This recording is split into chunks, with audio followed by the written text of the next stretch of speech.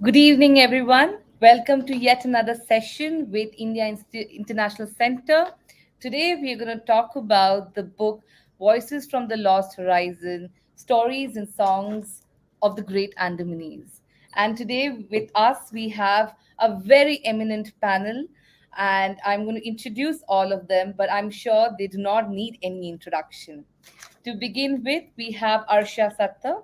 Arsha Satta earned a PhD from the Department of South Asian Languages and Literatures at the University of Chicago. Her abridged translation from Sanskrit to English of Valmiki's Ramayana has remained continuously in print for over 25 years. She has written three books of essays on the Ramayana and has recently retold both the Indian epics for younger audience. Arsha writes about and teaches classical Indian literatures at various institutions in India and abroad. Along with D.W. Gibson, she founded and runs the Sangam House International Writers Residency Program in Bangalore. A very warm welcome to you, ma'am. Next, we have Professor Ganesh Devi. He was educated at Shivaji University, Kolhapur, and the University of Leeds, UK. Among his many academic assignments, he held fellowships at Leeds University and Yale University and has been THB Simons Fellow from 1991 to 1992 and Jawaharlal Nehru Fellow in 1994 to 1996. He was a professor of English at the Maharaja Sayaji Rao University of Baroda from 1980 to 96. In 1996, he gave up his academic career in order to initiate work with the denotified and nomadic tribes and Adivasis. During this work, he created the Bhasha Research and Publication Center at Baroda, the Adivasis Academy, the DNT Rights Action Group, and several other initiatives.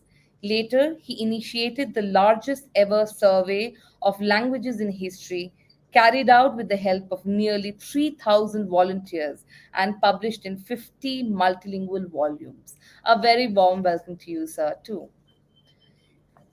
Mini Krishnan, over her 4 decade long career, Ma'am has edited 135 translations, fiction, non-fiction, poetry, and short stories from 14 languages and has been a member of several award and advisory panels and worked on educational texts prescribed at school as well as the university levels. She is currently coordinating a program of Tamil English translations for the TN Textbook and Education Services Corporation, working with Penguin Random House, Ratna Books, Oxford University Press, Rupa Publications, Niyogi Books, Navayana, HarperCollins India, Vitasta Books, Routledge, Amazon Westland, and Zuban. A very warm welcome to you, ma'am. And last but not the least, we have the author, Professor Anvita Abi. Professor Abi is a distinguished researcher on minority languages and perhaps the only one in the Indian subcontinent who has done first hand field study on all the six language families from the Himalayas to the Andaman and Nicobar Islands. During her studies in 2003 and 4, she'd identified a new language family of India, the Great Andamanese, which was corroborated in 2005 by population geneticists. Her pioneering work was recognized by the Government of India and she was awarded the Padma Shri in 2013. In 2015, she received the Kenneth Hale Award, most prestigious in the field of linguistics, for her outstanding contribution to the documentation and description of Indian languages from the Linguistic Society of America, where she is also elected as an honorary member. Professor Abi taught linguistics at JNU for 38 years and was the president of the Linguistic Society of India and has been invited as a visiting professor and researcher at prestigious institutions in the US, Europe, Canada, and Australia. She served long as an expert from the UNESCO on issues concerning languages. She has 22 books to her credit. A very warm welcome to you, ma'am, too. With this, may I request IIC to play the video? Ta tường ta tường ta tường ta tường nghe chưa, ta tường ta tường ta tường ta tường nghe chưa. Good evening, everybody. What a beautiful song, Professor Abi. Let us go to a cleaner place where we can dance, dance, dance. Thank you, Trisha, for our introductions. I'm very moved by that video, obviously, for many reasons, not least of which is that it reminds us of a better time. When we were free to dance, dance, dance with each other rather than on Zoom. But that's what we're going to have to do this afternoon, on this Monday afternoon. We're going to talk about this absolutely magnificent book, Voices from the Lost Horizon, Professor Abbi's latest offering to all of us about life and music and song and story among the Great Andamanese people. So how we're going to conduct this session is I will spend about the first 40 minutes asking specific questions to our very, very distinguished panelists. It's my great honor to share a Zoom screen with them. It used to be share a stage, but now it's a Zoom screen.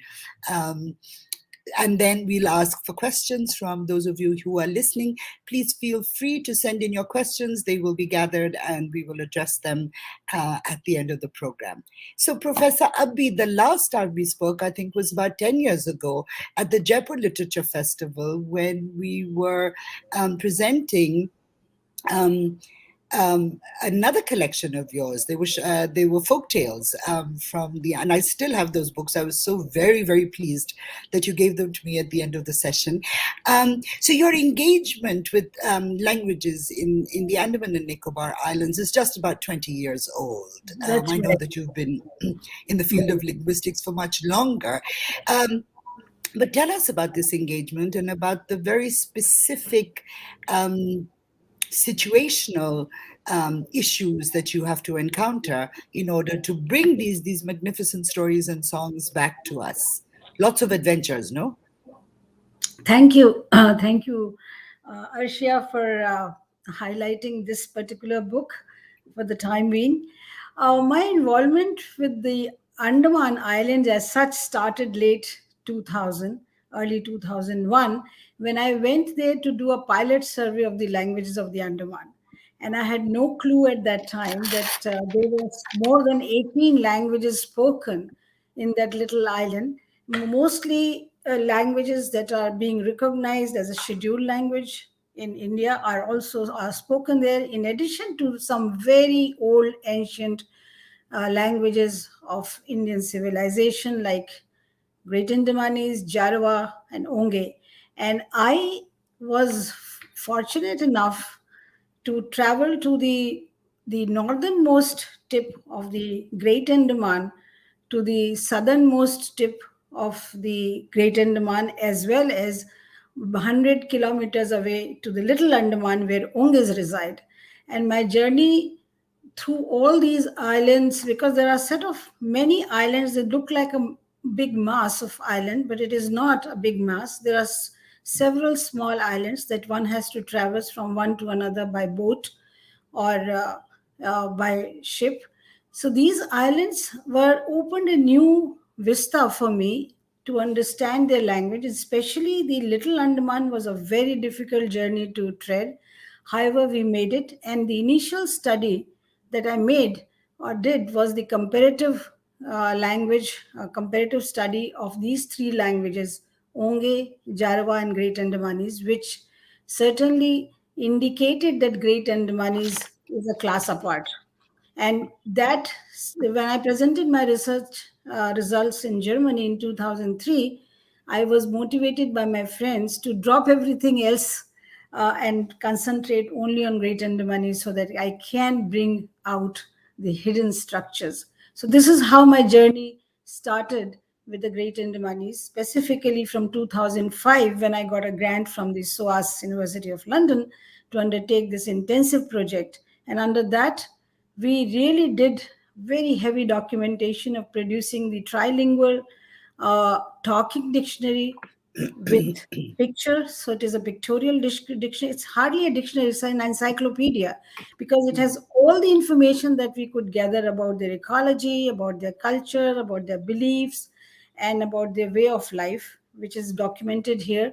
Then I moved on to write the grammar of the language, which is also published now and it's available by Brill.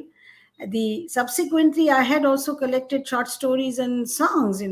That was my last priority, to be very frank, because as a linguist, our prime priority is to get the grammar.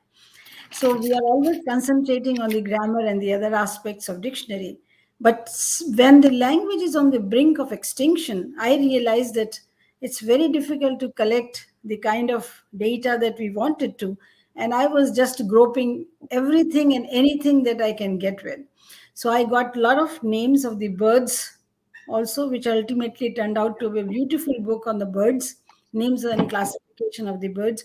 But also, I was initiated into talking with Mr. Now, or Now Junior, as we used to call him. His nickname was Nili, and he was the only person who said he remembered his one of the stories, not all the stories, but he's a little shy to tell us. And I got involved myself into elicitation of a very different kind, because the when a person has already forgotten something, it's very difficult to revive his memory. But I sat with him by the side of the seashore, sometimes dipping my feet in the sea water along with him when he was fishing, and I just motivated him to remember his childhood, and that triggered the remembrance journey of his stories. He gave us the story of creation tale, which is my favorite one, Pherta Jido, and it took me a year to elicit this story. Really took me a year, because the initial results were very sketchy. He just could give us few sentences, and he narrated in Andamani Hindi what he was trying to say, and then I had to leave and go back to JNU. Then I came back again, and so on and so forth. There were a couple of visits just to elicit this particular story. But after I got this story in full length with word to word translation, he got he said he has revived his language, and in a way the language got revived through the story, and he remembered one story after another. And this is how I collected all the 10 stories that are given in this book. I've also elicited my whole process of elicitation. That is very important, because how one by one he himself volunteered to speak out and to remember and narrate these stories, while initially he was very hesitant to do so. So this was the story of the story, so tale of tales. But the Yes, story of songs absolutely. is different. I'll Yeah, come to it yeah. later. So, Professor Devi, I'm going to ask you now, please, to comment on Professor Abbi's work, because your own work, the People's Linguistic Survey, is a great, great opus, as it were. And much of that also deals with Adivasi languages and ancient languages. So you would understand perhaps more than any of us and be able to explain to our audience just how significant Professor Abbi's work is. So, And, thank you. Any documentation of Adivasi culture, language, society is important in itself. That's true. But this is not just that. It's a lot more.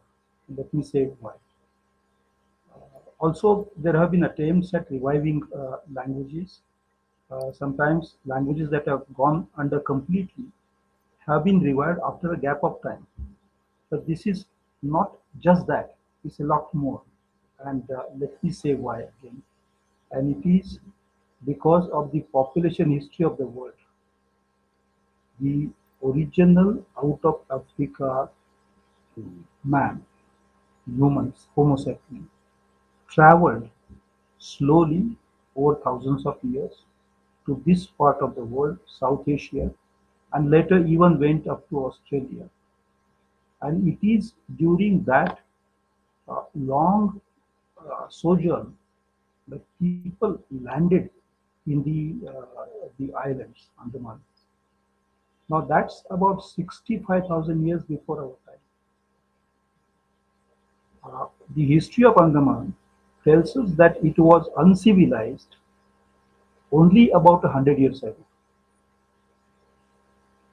when the Japanese Indians went there and the British went there and established military stations. So this language, its lineage, has memories of the entire human story of evolution from the time humans became Homo sapiens and became mobile, started moving out. In fact, it has got characters like a very tall person, and it could be Homo erectus, Neanderthal, uh, because the alternate to Homo sapiens existed, and genetics has now shown. David Rick's work recently published in 2018 has shown that the population stock of India emanates from Andaman, then to South India, and then interacts with the earlier layer of humans, sometimes clashing, sometimes commingling with them. Therefore, this study is not like other linguistic studies. It is not like documentation of, let's say, Saura or Khasi or Garo or Billy, or it has a different dimension altogether, and that dimension is this provides sound that has come from ancient times, and in future as we develop technologically, we might be able to fathom out of this sound the vision, the history, the social structure, and so on. This work, or work like this, which Anvita Abi has been doing, is as important as an accidental digging up and finding a Harappa or a Mohenjo-daro. Yeah, yeah. It may not receive appreciation it deserves now, but 100 or 200 years from now, they will turn back and start looking for a photograph of Anvita Abi or her autograph. Just now, I don't know what it might. I hope it does very well, but it is much later people will realize what a great deal has been contributed to the discovery of the real Indian history, and it can challenge the false histories being constructed by showing that Harappa had Sanskrit language and stuff. Thank you for putting that little political dimension into this as well. I was going to comment actually how lyrical your description of the importance of Professor Abbi's work is. It's so important to realize that we're actually going back to the oldest human sounds and the oldest human stories, and how beautiful it is that 65,000 years ago they had a word for dance, right? And that's also something we should not forget as we live in these very, very dark times. Mini Krishnan, I'm going to ask you now. You had a lot to do with this book. Did you not? Yeah. So do you want to tell us about that? Yeah. No. Yeah, well, I've been following, thank you, Ashia. I've been following Professor Abbi's work. When she was in Hyderabad, I tried to get in touch with her, but that never happened. And then we met 2 years ago, and I was hoping to bring this out through OUP, but all sorts of things happened. I'm so glad it's come out, and I'm sure OUP wouldn't have done such a grand and such an attractive, this is a real, it's like a piece of jewelry. Yes, so what I want to say is, when I heard that voice and used that scanning thing, I felt I was listening to, I can't remember who said it, but someone said about recitals of the Rig Veda that it's like hearing a tape recording of something from the Bronze Age. But, this goes back even further. And that's such a thrilling feeling that, writing and printing and all that is so recent. It's so very recent. But human orature, that the voice and the way words are formed and how people communicated with each other, it's so thrilling to feel that you're connected to that past. It's an emotional moment, so just Yes, it is very very, great very. work Yeah. that book, yeah. It really Let, moved me. let But me just interrupt you for a second, please, Minnie, and explain what you're talking about. There are many, many amazing things about this book. But okay. But one of them is that they have little QR codes on the pages, and you can actually scan the code and watch a video or listen to a song or a story. So that is what Minnie is talking about. That if you buy the book, you're not just getting show printed that page, pages yeah. with also with At the end of every really chapter, there's a lovely, yeah. So here's a sample page. Okay, here it is. yeah. So not only do you see beautiful illustrations, but you also have a little QR code at the bottom that you can access. Yeah, sorry, Minnie, to have interrupted you, but I think that needed to be opened up so that people know what we're talking about. So you were saying it's very, very moving to Very, yeah. hear. Yeah. Equally, because I've been involved with very young children, doing value education books and heritage books and all that for them. This My great concern is who will take this forward. Today, everyone is rushing behind commerce and MBAs. From school, they go straight into an MBA, BA, what is it called? BA corporate. I mean, such fine minds. Children with from privileged backgrounds, and or children who have other sorts of advantages. So I was just hoping that there's something we can do, maybe do a blitz of a video and get now on YouTube, you can do lots of things. And anyway, if everyone's online, classrooms are online. If we can spread this message that this kind of intangible heritage needs attention, we need young people to work on languages. And that's really frightening for me because as a translations editor, I can see that we're losing our languages. Even the Yeah, well, powerful.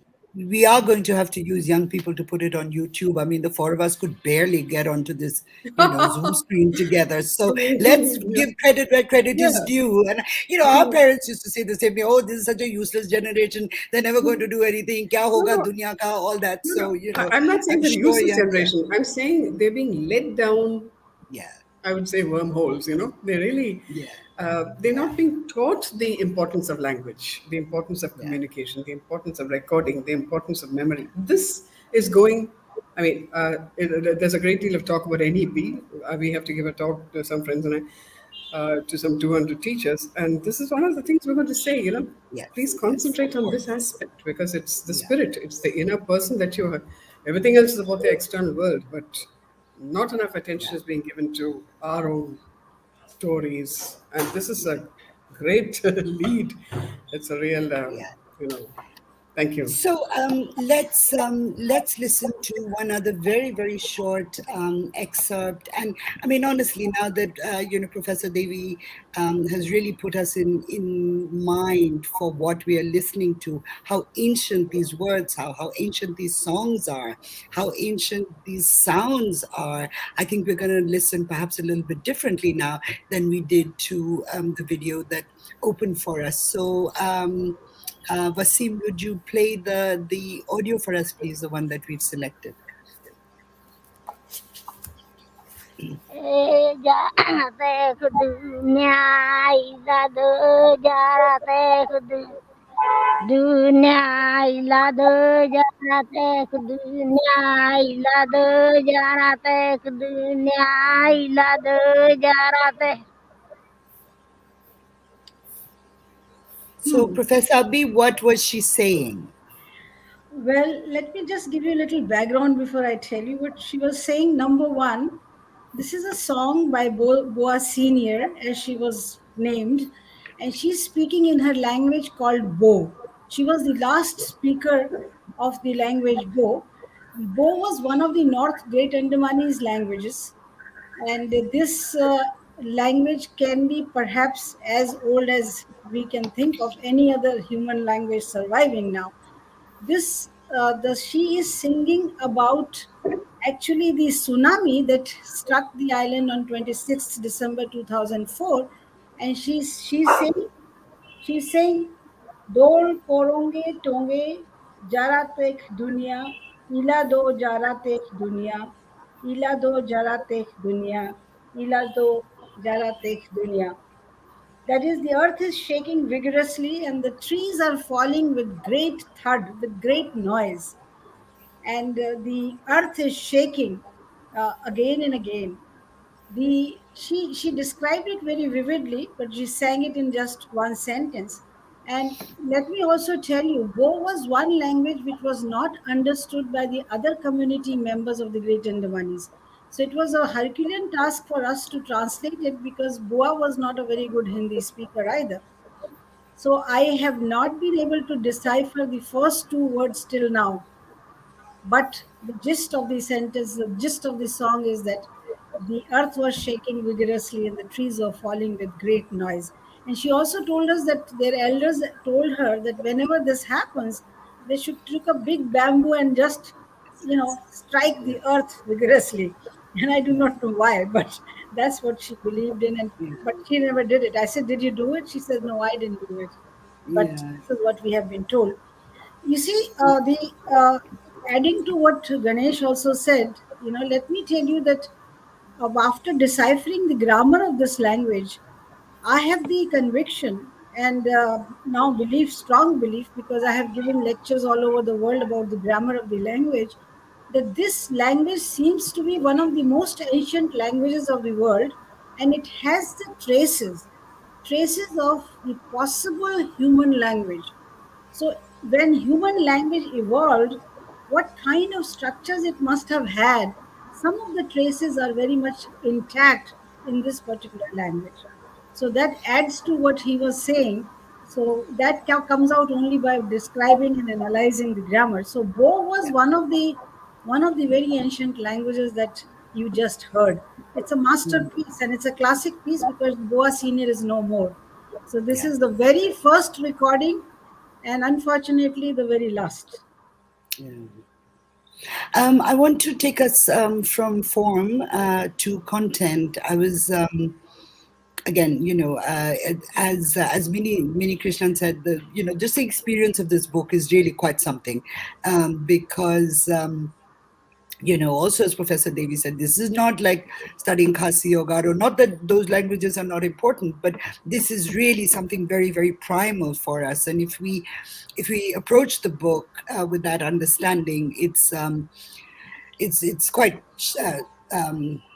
stirring, actually. So one of the things I was thinking about is that when we think of primal religions, early religious experience, early linguistic experiences, we always talk about creation myths. And of course, Professor Abbi, you've given us a beautiful, beautiful creation myth in this collection. But this is a song about destruction. It is not about the creation of the world. It's about the end of the world as we know it. So I wanted to ask Professor Devi and Mini Krishnan about how they locate creation myths in the vaster universe of storytelling, culture preservation, identity formation, because creation myths are all about us. We're rarely told how they were made. We're always told how we were made. So, Professor Devi, if you would like to comment on that, please, on the place of creation myths in our larger intellectual and Yeah, emotional yeah, constitution. yeah. But I'll try to connect your question with what Coach Adi was saying. Yes, please. The mother bow, the old lady, died on 26th January. One month. It is our Republic Day, and our republic rests on the foundation of respect for diversity. And that diversity, language diversity in India has been dying in a very big way. In the last census, from 1900 mother tongues claimed by people, they reduced the list to some 1380, 600 mother tongues were just brushed aside. If this time in 2021 the census authorities went to and had Mother Bo been alive, they would have brushed aside her language is a language. So the lost horizon is also one of the horizons lost is the horizon of our republic as made of diversity. Now I come to the question of creation. Every language is a worldview. and a Yes. unique There's voice nothing behind wrong that. with And that's where the correction. translation difficulties in translation come. We can manage to translate, but we can never have the thing in another language exactly as it is or it was. Not even in the same language, said another time. And it is because a language creates its universe. Yes. It needs a story of creation to mark its own birth. The story of creation does not come just because a new nation is born. I mean, the United States does not have a story of creation, but it's a new language when it is born, making its speakers a new kind of people. That a story of creation takes birth, and it is invariably a collective act. It's a collective act of remembering several pasts, compressing them together, putting them in a symbolic form, and then constructing in a symbolic manner. Just as language is a symbolic system, a creation story is a symbolic method of designating the pasts in plural that a society understands, and that becomes the foundation of the tense structure of that language. Yeah. One has to do a lot of work on creation myths of speech societies, speech communities, and the structure of their languages. But for a country like ours, this is very important because creation stories, which also give birth to deities, Yeah. godheads, Yeah. Chota and Mota Devta, these stories give hope to people who are despondent. And in our country, where people were kept away from knowledge, kept away from life, deliberately, the creation myths have been their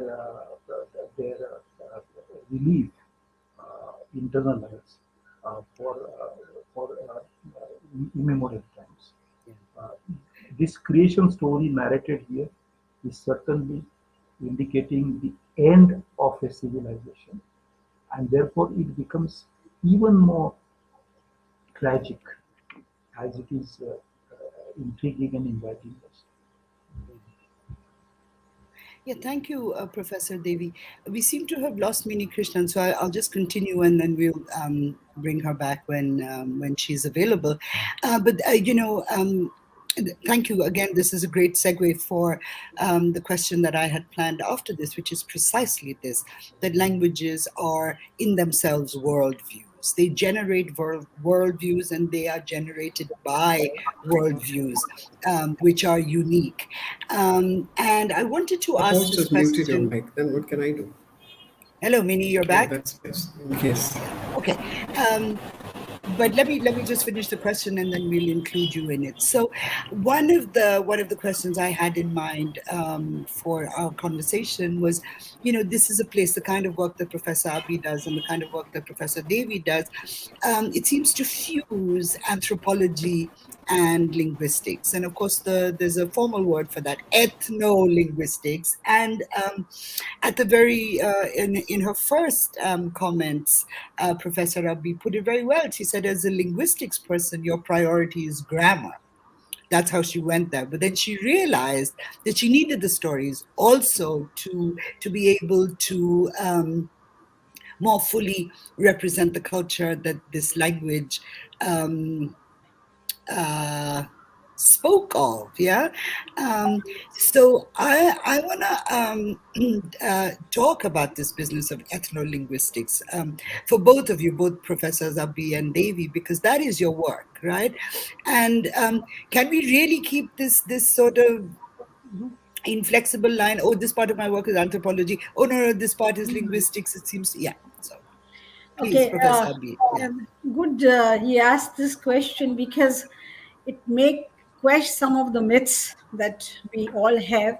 I always believe, and I have been very convinced by now working on almost more than 90-95 languages of India, that grammars are not vacuous.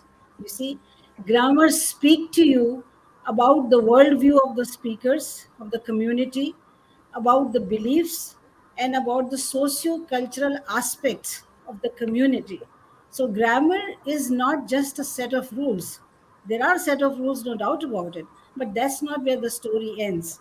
And Great Andamanese specifically, when I was working on this grammar, I realized it's a very, very unique grammar, a very unique language, because the worldview that the Great Andamanese have is through their body. And that's why the entire set of grammatical categories that we know of in our modern languages, like noun, verbs, adjectives, adverbs, they are there in Great Andamanese also. But every category, every grammatical category is preceded by a kind of a prefix, which is a body division marker. And this was Like, very, can you for give us an example, example? Yeah. yeah, certainly. For example, air is a they are all very abstract symbols, monosyllable. For example, air is a kind of it depicts a body division marker which refers to the external body parts, and air refers to a body part which is internal that you cannot see. For example, liver, spleen, kidneys, and so on and so forth. So if now this is body part, but they extend it to the other grammatical categories. So if you are describing somebody, let's say a beautiful lady or Miss World, you will say that she is air beautiful. The word for beautiful is bungoi. So it will be air bungoi. But if you're describing somebody who's very internally beautiful, somebody very nice like Mother Teresa, then you will say Mother Teresa is a bungoi. So the word adjective is actually is a bound morpheme. It doesn't exist independently. Similarly, if you take the word for blood, the since blood is generally inside the body, it is a te is blood. However, when the blood comes out of your body, then you have to specify which part of the body the blood comes out. So when I asked now what is the word for blood in your language, he just looked at me like I'm a big fool.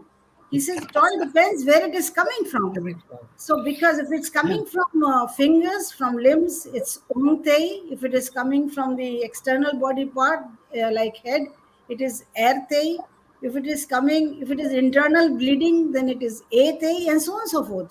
So the entire world of theirs is depending upon the how do they visualize the world through their body. This is very, very interesting. So this is just an Fascinating. Yeah. example of Yeah. latent Javanese.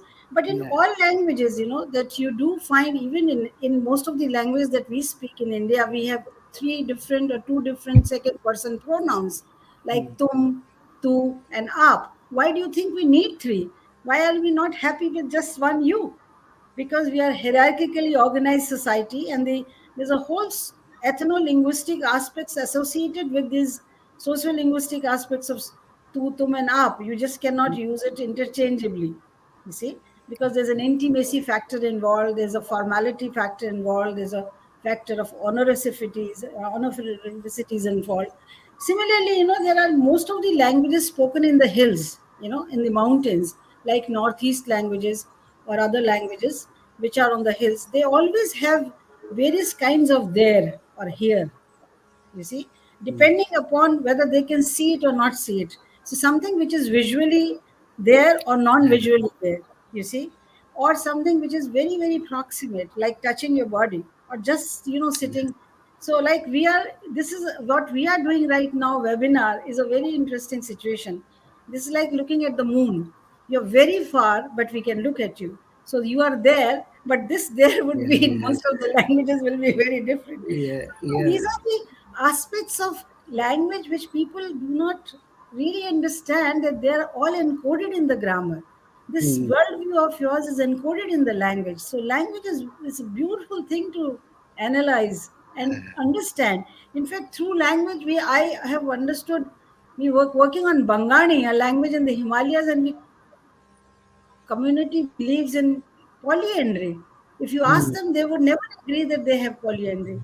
But we found out in 5 minutes that they do practice polyandry. And you know what was the secret I found out through? The word for bhabi and the word for wife is the same.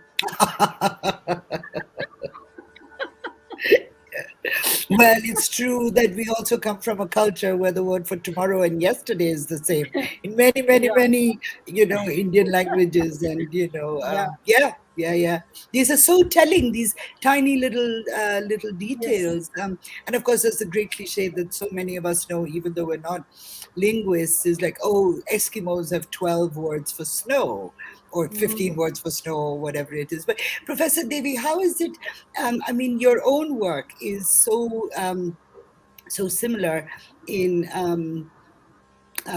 in process and in ideology to what Professor Abbi does. How do you see this field of so-called ethno-linguistics, and where does the ethno start and the linguistics begin, if at all?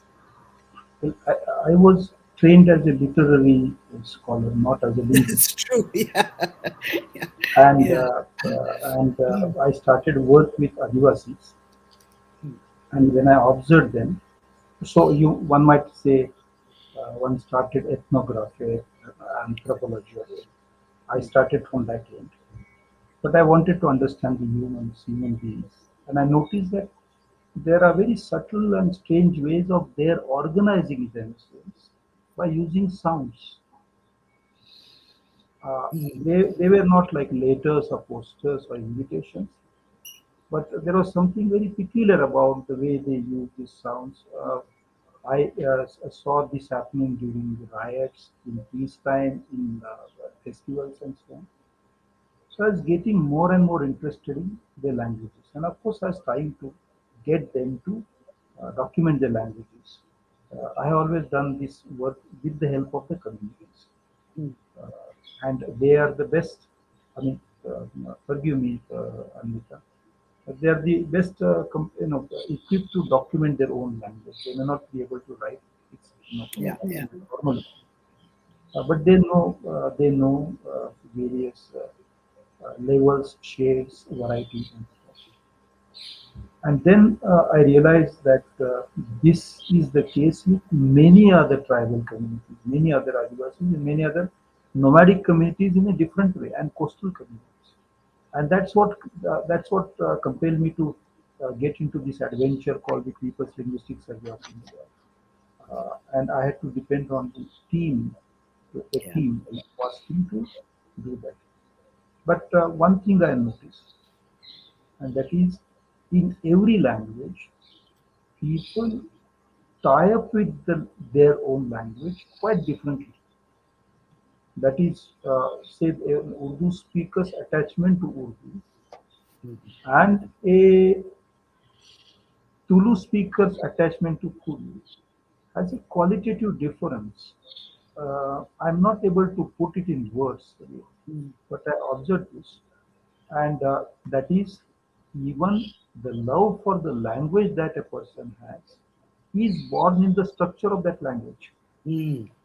This Fantastic. really, I Yeah. mean, one is surrounded by and one breathes air and is alive. And similarly, inside the brain, in the neurons, 85 billion or whatever they are, and outside in the society, one is Again, surrounded it's gone. by Sound is gone. language, and it is by that language that one lives. So, two things necessary for a human to be alive. First is air, but you can buy an oxygen cylinder if it is not too difficult to do it in times of need. But you cannot buy If I a copy cylinder this of here, language, and you cannot buy a tape recorder and use that. You have to be. So language is as primary as air is for human beings to be alive. I have come to that. I would like to do an MA in linguistics someday when I get spare time. May that day come soon for all of our benefit, because I'm sure you would come up with things that would mean a lot to many of us. I'm going to keep the conversation moving because it's 4:44 and we need to invite other people into our conversation, Minnie. So I'm, I want to ask this one last question before we take questions from our imaginary audience. And I think I'm going to start with Professor Devi and then Minnie, and then the last word can go to Professor Abbi. What is the point of preserving languages that have no speakers?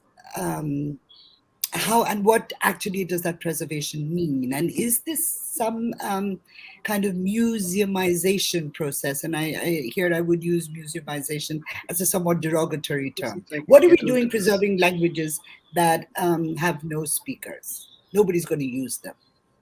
Well, I will ask this question slightly differently. Okay. Let's say there is a honeybee in a forest. And why do you protect? Because the bee is connected with frogs, snakes. So Yeah. so there's a connection between the sciences that we have, the philosophies that we have, the poetry styles that we have with language. And I have met a number of persons who say, but why don't we have one language for one world? And the answer Again, it's gone off. on the face of it, it should be yes, why not? But there is a very good research done on how the human brain is developing, and that research shows that the human brain will evolve further in its linguistic competence if there is diversity available.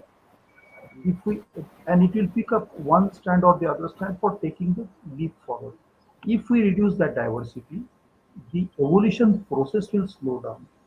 There's a lovely book called Proust and the Squid, and that yes, it's about why people not want to learn languages or why they want to learn languages. Greater language diversity helps evolution of the human brain, and it's everybody's brain, not just one person's brain. Therefore, even if there's a language spoken by one person, it is a great uh, upkar, obligation on the entire humanity.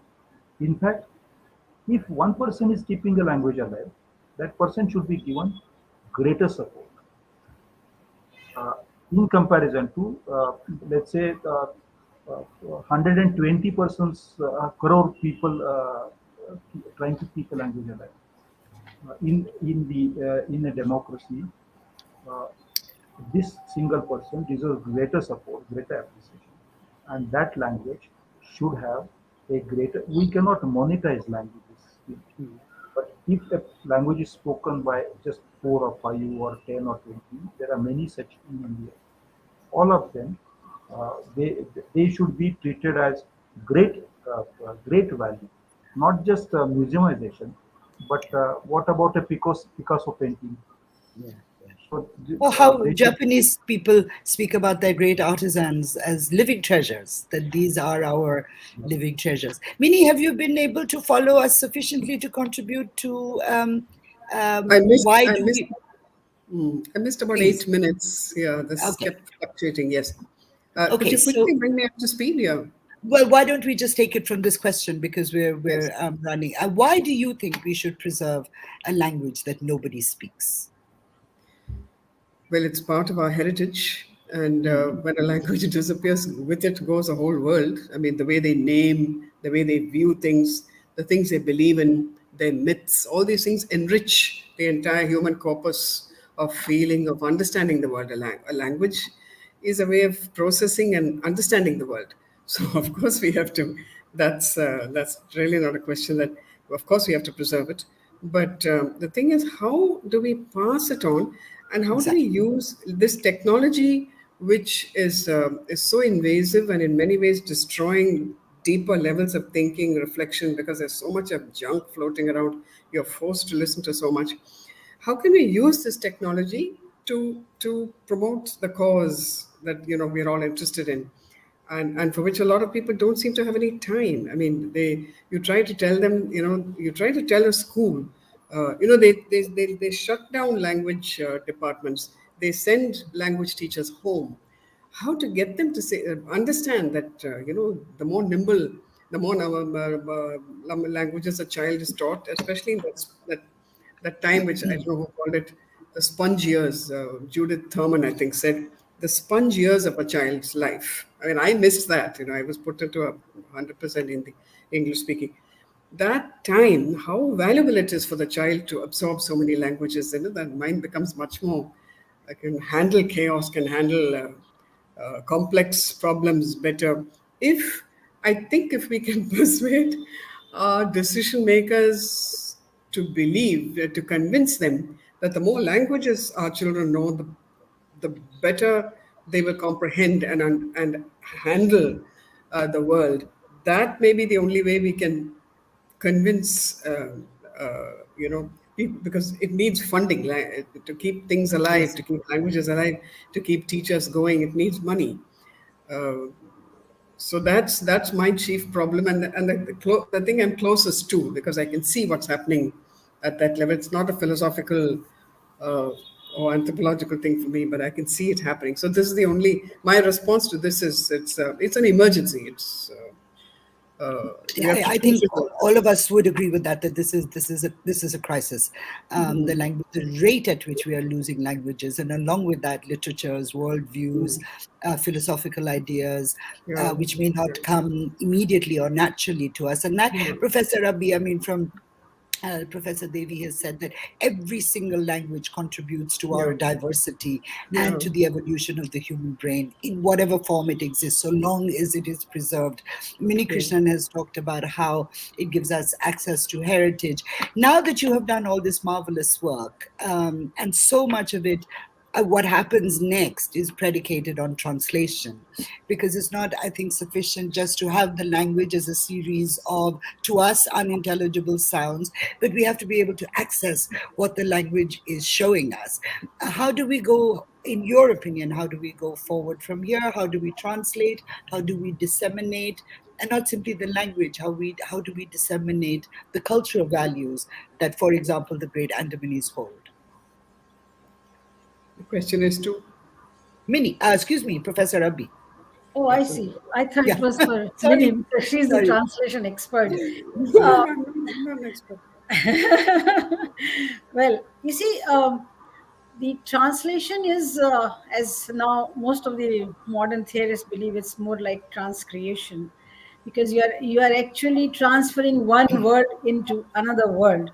However, let me tell you, I work mostly, and in fact primarily, on the spoken language and the oral tradition of this country, which is much much older than the written one, has a kind of a treasure which is very difficult to translate at times because of the constraints that the orality imposes on the original spoken word. One, that the when the spoken word is uttered, many times many word has many symbiotic meanings, and many words have the contextual meanings which cannot be translated in a written form, you see. The second is that many times I have noticed that when you translate an oral form into a written form, it becomes frozen and Yeah, it yeah. does not continues to evolve, unlike the orality or the oral tradition is. So there are problems facing us when we try to translate an oral tradition into a written form, or the orality into a written form. But the translation must be done, because otherwise how the other world would know what is going on. There's Exactly. no doubt about it. And I Yeah. think we must try to do this in conjunction with the recording of the orality, the Yeah. oral aspect. And that's what I tried to convince Neogi books, that I would not like to bring out a book without the oral aspects of it, especially when the language is on the on the bridge of extinction. And I'm happy they agreed to it, because now the readers can listen to and also the watch the videos. So the translation is a process which does bring in a lot of aspects which are very challenging for the translator. He has to be immersed into the linguistic society, or into language society, or the community who is involved in creating this oral literature, you see. And I don't believe that anybody can walk into any community and start translating, their language into their English or Hindi or whatever the other language, without being immersed into the community to know what are the ethos, Yeah. what is, because you see, each language has a unique lexical stock, Mm. and each language has a very unique worldview and way of thinking. So the same word, if you translate into something similar word, or word that you translate into a similar word into your language may not convey the meaning that the original word had it. So it is challenging, no doubt, but yes, it should be attempted as much as possible. Even simply that if the object that the word refers to no longer exists or no longer Mm. has value, what is the word? Mm. What meaning does Yeah, the word the hold? reference is gone. Yeah, the Yeah, referent yeah. has to be there. Yeah. So we have questions coming in, and Minnie, I'm going to give you this question. It's from Rajiv Gopal.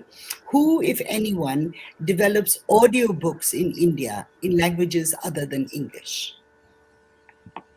Well, Oh. right now in Tamil Nadu, I don't know the name of the company. It's a very brisk market.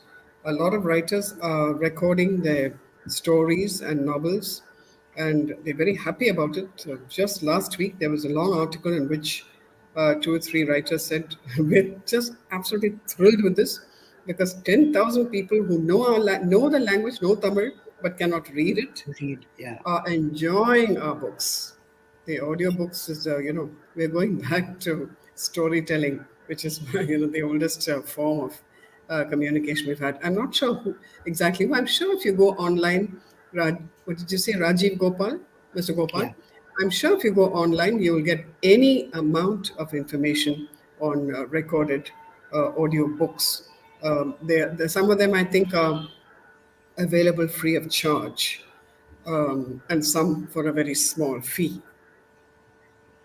Okay, we're at 4:56, which means we have 4 minutes left. So I'm just going to read a comment from Joya Roy in New Delhi, who says, "It's so sad that the tribe died out precisely because they were friendly and had set up contact with outsiders, but could not withstand the new infections brought in by them, to which the islanders had no immunity." And I think this sort of could function as a much larger metaphor for the way we're talking about languages that are dying.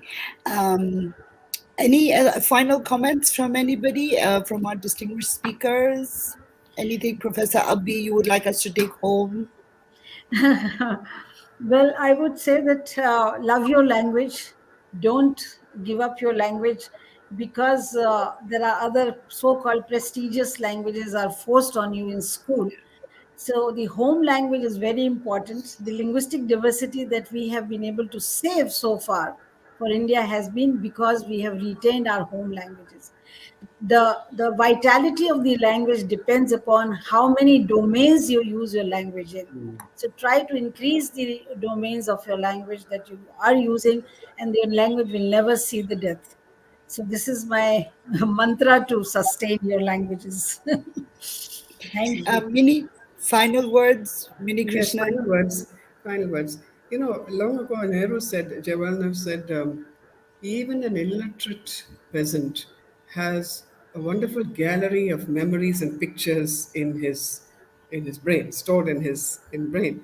So I was just thinking whether possibly the future of our languages or the longevity of our languages enduring, is it possible that it lies uh, in a very contradictory fashion, considering the way we're all talking about education and literacy, uh, that it lies in the minds and lives of illiterate people, because they are carrying a tradition which goes back centuries. And possibly that is a body of words and thoughts and songs and memories that's worth recording before they become literate and move away from their own ethos.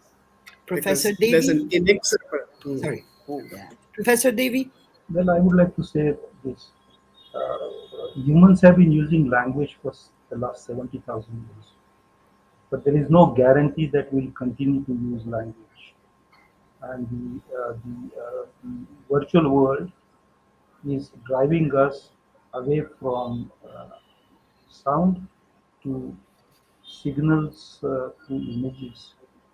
So let us save as much as we can of the precious sound that humans have created over the last thousands of years and take that forward in the new era of the virtual world. If we do not do that, we might be in an advanced technology, but like forest dwelling animal. Let's remain human.